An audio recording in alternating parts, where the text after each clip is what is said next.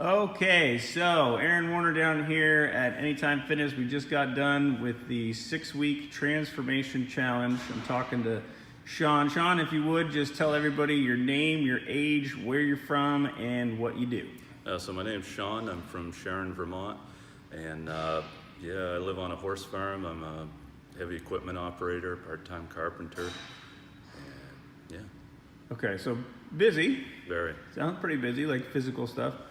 You mind sharing your age? I don't think we got that in there. Yeah, I'm 45 years old. 45 years old. Now, have you ever done anything like this? Gotten a gym membership and worked out? Never been to a gym, never worked out, never.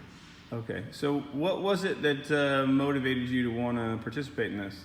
There was a few things. There was a 5K in our hometown last fall, and we went up to do the fun run, and my 7-year-old was looking at me going, Dad, why aren't we doing the 5K? It's because I will break in half or have a heart attack. I go downhill with my physical fitness during the wintertime. I'm not as active, and I found myself to a point where I couldn't get down on the floor to play with my kids, and once I was down on the floor, I couldn't get back up. Knew I was getting into serious trouble health-wise and needed some intervention. Okay, so you had gotten to a point in your life where you could tell that your physical fitness was not what you wanted it to be or what you needed it to be. So, and then how did you hear about this? So I'm friends with Aaron from church, and he was posting the difference between working out and training for a goal. And so I know I've had a goal for the past 10 years to lose 60 pounds. So was that on the Riverbank Warrior page? It was. Yeah. Right, okay. Yeah. All right, so you came down, you threw yourself into it, and then right when we were about to start, something else came along. You mind sharing that? So I had scheduled a time to meet with Aaron to talk about goals and training and everything else, and I can still remember coming in, sitting down, looking him in the eye and saying, I'm sorry to waste your time, but we just found out less than 24 hours ago that my wife was diagnosed with cancer, and I have no idea what tomorrow's going to bring.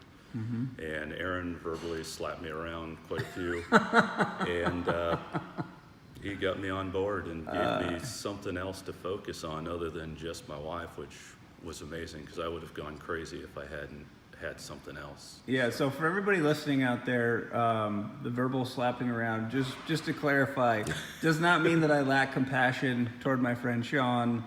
The love of Jesus takes many forms, and sometimes you got to strong arm somebody to doing something that is going to be good for them.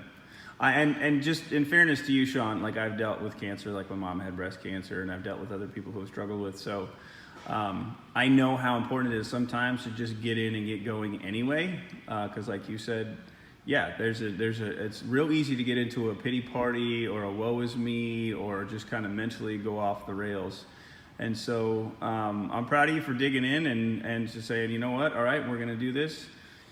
So along the way, it was a little freaky, I was praying for your wife and you, and we were, kind of going back and forth, not knowing what was going to happen from the doctors. Why don't you tell us a little bit about that? Yeah, so we didn't want to go to the hospital anymore because it just got worse and worse. She started out with a diagnosis of stage 2 breast cancer, which is totally curable. It's a little bit of a lifestyle change. It's not that bad. We kind of came to peace with whatever surgeries they would recommend. Some of them are pretty minor, some of them are pretty drastic. And we went in to discuss this with the surgeon, and we found out that she was now stage 4. The cancer had spread out of her breasts into her lungs. So we had a lung biopsy done. The surgeon was trying to convince us not to. He says we do 1,000 of these over the course of a year, and there's only one at a year that ever is not breast cancer. Your best bet is not to torture yourself and just go ahead and do the hormone treatments and everything else. And we said, no, we really want to know. Come to find out, my wife was the 1 in 1,000 that year. She's got a rare form of smoker's lung, and that's what threw the tests off.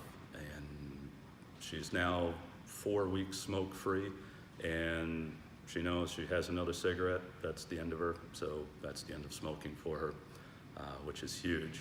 Mm-hmm. But yeah, so once that was cleared, we were back down to officially stage 3 breast cancer, which is, again, totally curable, not a problem, minor surgery.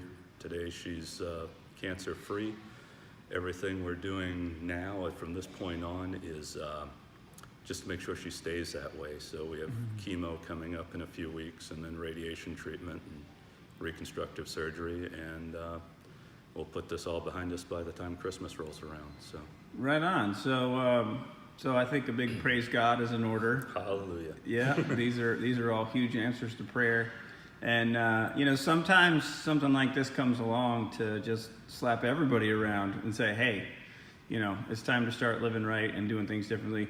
Especially because I think what's going to come out of this is not just a story of overcoming, but just greater quality of life for you and your whole family, which I'm pretty sure is what you guys wanted anyway, right? Absolutely, yeah. So sometimes the Almighty just has to scare the crap out of you in order to get you going. All right, anything else you want to say to anybody who's in a similar situation? I'm going to tell you, I was a marshmallow, completely watching other people doing physical stuff, going, I can carry huge amounts of weight up and down hills and stuff like that, but for me to run or anything of that nature, I just can't do it. And 6 weeks after starting the challenge, I'm now trying to form a team to run 5Ks together. The goal is to run the Proudy in honor of my wife, but I'm kind of looking to put together a team to do that with, so we can train marshmallows like me with, people that are already fit like Aaron. Right on. Well, hey, man, I'm going to be on that team. Excellent. And hey, I really appreciate you sharing your good news, Sean. Thank you.